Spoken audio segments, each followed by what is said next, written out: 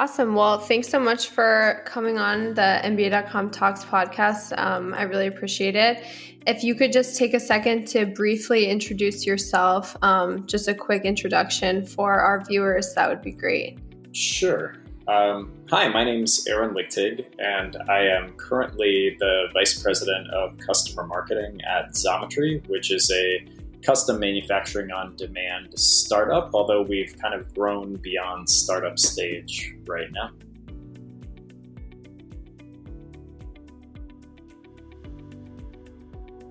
Awesome. So I know you've had a really impressive career that our listeners would love to know about. So I'd love to just start at the beginning with kind of when you were growing up, did you know what you wanted to do? And if not, how did you really find your way into the sort of where you are now and where you ended up when you were younger? I did not necessarily intend to get into business when I was younger. I grew up in central Pennsylvania, and my family, they were and still are small business people. They own a souvenir store, a t-shirt store across from Penn State University. So those of you who know Penn State may have been to the Clothesline or Lion and Cub. Those are stores that my family has been involved with for a very long time. So my folks were in business, and so I had a lot of exposure to business growing up, but it was a small business, not really a larger business or a business where a lot of people working there have MBAs. That's kind of my background and how I grew up. But I am not one of those people who there's a photo of me from age 2 holding a sign saying I want to be a business person when I grow up. That's interesting. So you were kind of exposed to business via your parents, but you didn't always think that you were going to be doing that. So I know that you attended Yale in your undergrad experience, which is, really impressive. And a lot of our viewers are trying to sort of get into schools like that.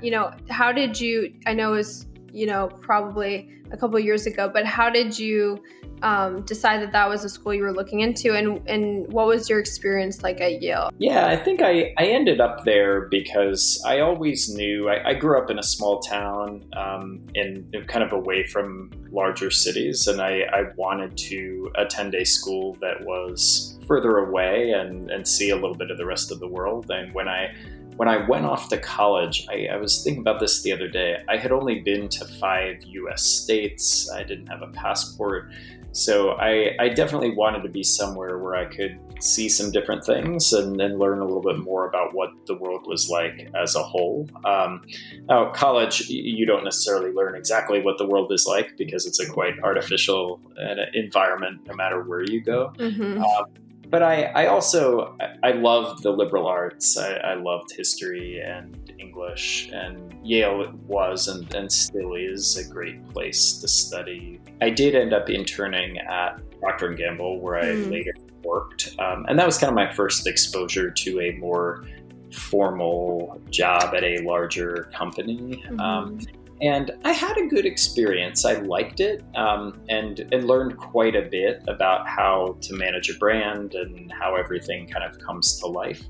But I still wasn't sure that was the way I wanted to go. So when I graduated, I was a Yale China Association fellow for about a year and a half. I taught English at a university in Guangzhou, China, in southern China. I learned Chinese. Wow. While I was there, studied Chinese. I learned it was probably a bit too far. It takes a lifetime to learn it well. But part of the reason I did that was I knew I had, as I mentioned before, I hadn't ever really been outside of the country before that point. And I had a sense, which turned out to be pretty accurate, that if I didn't do it then, I probably would never really do it. Do you have any advice for starting out at a big company like that, or kind of what was your early experience there like, and how would you describe that to younger people? Yeah, I think my advice may have been different in 2004 than it would be today in 2021. There are definitely benefits to starting work for a big company. I think the downside of starting at a large company like that is that you are given a lot of resources, or that there are a lot of resources present. But one of the things I realized during my time at P&G, and this was certainly true through the mid-2000s, the way that digital media was evolving absolutely changed everything, and digital technology more generally, but certainly for someone who was interested in marketing, brand management, sales, the landscape was being radically reshaped. I remember when I started at P&G, Facebook did not even exist. Like even Harvard dorm room Mark Zuckerberg version of it wasn't out yet. That was in I believe that came out at the end of 2004. Check that later. Fact check. But yeah, that wasn't out. Twitter certainly didn't exist. YouTube barely existed. It was bought by Google in 2006.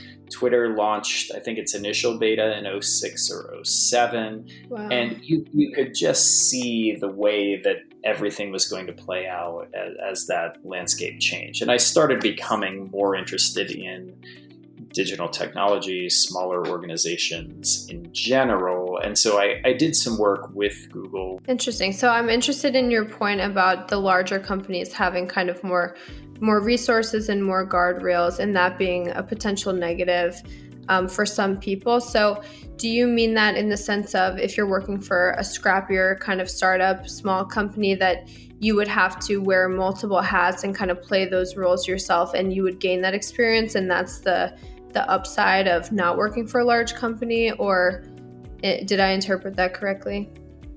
Yeah, I'll give you a couple of examples there. So at P&G, you have agencies of record, and you have design agencies. And so if you need to create a banner ad for digital, or if you need to create a video series, or if you want to create a podcast similar to the one that you're doing, if P&G were doing this, I believe it probably wouldn't be you. It would probably be an actor they hired in New York. That makes sense. So you mentioned briefly your experience with Google. In relation to the conversation we just had, I've heard that Google, even though it's such a massive, impactful company, does have somewhat of a startup culture. Is that true? And was that your experience when you were there? Yeah, to a degree. I think Google has changed a lot over the years, as many companies of that scale do as they grow. I started Google in early 2011, and at that point, it still did feel like a very young organization. I know you went back to school to do an MBA, part-time MBA at University of Chicago, Booth School of Business. Was that before Google or after Google? I commuted back and forth between Cincinnati and Chicago. My girlfriend, now wife, was living in Chicago at that time, so that was also part of the reason I did it. What I wish I would have thought more about at the time was kind of the costs of commuting between Cincinnati and Chicago to get it. Mm-hmm. That is a lot of commuting time, and it eats up a significant amount of your time that could be spent working or resting or learning other things or socializing. And it was kind of for many years, work and school and getting back was really all I thought about. And that was somewhat challenging. I think the upside of doing it that way, though, is I didn't graduate with a lot of debt. I was able to maintain my job and continue to progress my career at P&G while I was doing this. So I think as it relates to part-time versus full-time, and I did think through that decision, because I could have gone back full-time to get the degree as well. I think the benefits of part-time are if you have a job that you like, or working for a company that you really like, and you're just looking to build your skill set. I think it can be a very good option, and having huge levels of debt is a smart thing to do, or considering that. And for me, that was a significant factor in this, especially given the tuition reimbursement that my employer had at the time. I think what you miss in the part-time experience sometimes, especially if you're commuting a great distance, is you certainly miss getting to know your classmates well. you miss the ability to network with other people who could potentially start a company with you, or alumni who could invest in something that you start. I don't really have that kind of network from the University of Chicago. I mean, I have no doubt that if I reached out to people who I didn't meet then, and if I reached out to them now, they would certainly be interested in talking to me and helping me however they could. But like the CEO of my current company, he has a wonderful network from business school. He attended business school full time and really took advantage of that to help him eventually start some companies that were very successful. So I think that is a benefit of that full-time experience, that if you really know what you want to do is start a company and you want to use that 2-year time to figure out ideas, learn a few things you need to learn, meet the right people in the ecosystem, that can be a really good way, whether you have a very specific skill set or whether you are a generalist. Software really is eating the world, in the phrase of Mark Andreessen from Andreessen Horowitz. Like it really is eating every industry. Every industry, everything we do is a software-based platform now.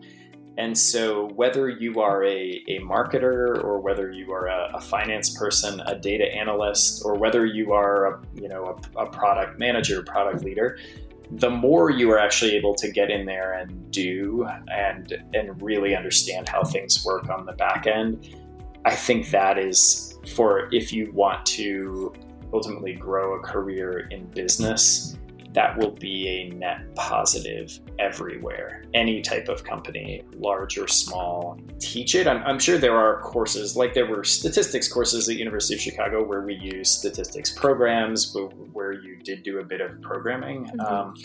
But I think it should be a bigger part of that curriculum, because if you are somebody who wants to be involved in the tech industry or wants to start your own company, it's going to be a huge part of what you do. That's really interesting insight. I think, everyone knows that the future of everything is just moving to more technology, but the insight of specifically programming being, a way to give yourself a leg up is really helpful.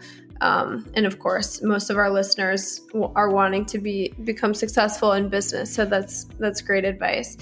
But I won't take any more of your time. Thank you so much for talking to me and, for all of this great advice and insight. It's been so helpful.